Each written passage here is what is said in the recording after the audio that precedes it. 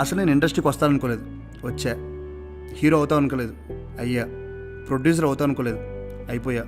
అసలు రైటర్ నేను అసలు రాస్తాను అనుకోలేదు, బట్ అయిపోయాను.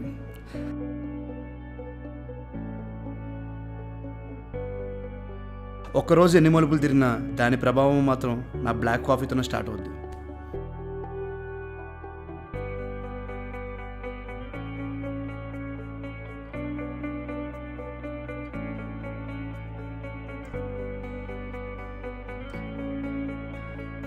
అలా ఒకసారి నా బాల్కనీ నుంచి అలా ప్రపంచం చూస్తూ ఉంటారు. అందరూ అంత ఫాస్ట్గా పరిగెడుతుంటారు.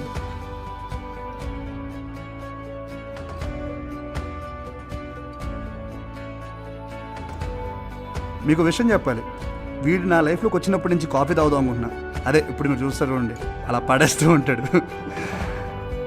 వీడంటే నాకు చాలా ఇష్టం, వాడికి నేనంటే ఇంకా ఇష్టం. ఎందుకంటే నా ప్రపంచంలో వాడొకడు, వాడికి మాత్రం నేను ఒక్కనే ప్రపంచం.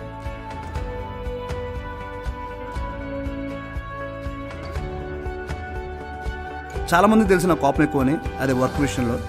ఈడొక్కడే నా కోపాన్ని చూడలేదు, ఎందుకంటే చూపించలేము కదా, హీఈస్ ఎ కిడ్.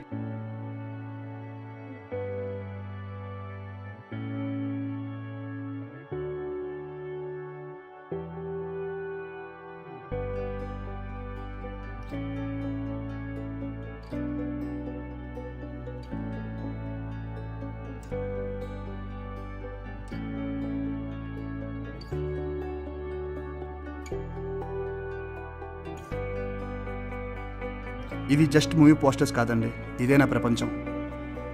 ఇది దాడుతున్నప్పుడల్లా వీళ్ళు తీసిన సినిమాలలాగా మనం కూడా తీయాలనిపిస్తుంది.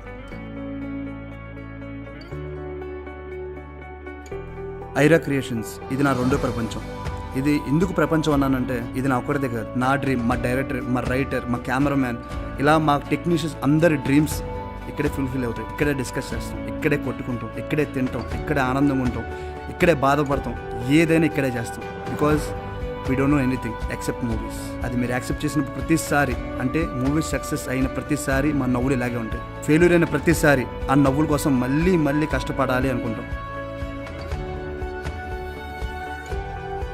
చాలామందికి తెలియని విషయం ఏంటంటే, నాకు కార్స్ అంటే ఇష్టం. అంటే మనిషికి ఏదో పిచ్చి ఉంటుంది కదా, నాకు కార్స్ అంటే పిచ్చి. ఇల్లు ఆఫీస్ కాకుండా నేను చాలా కంఫర్టబుల్గా ఫీల్ అయ్యే స్పేస్ నా కార్. ఈ కారులో కూడా నా ఆలోచనలు ఓన్లీ సినిమా మీదే.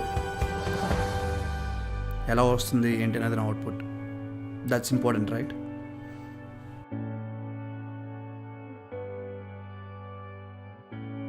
ఈరోజు ఇలాగా, రేపు ఇంకోలాగా, ఏదైనా మిమ్మల్ని ఎంటర్టైన్ చేయడానికి.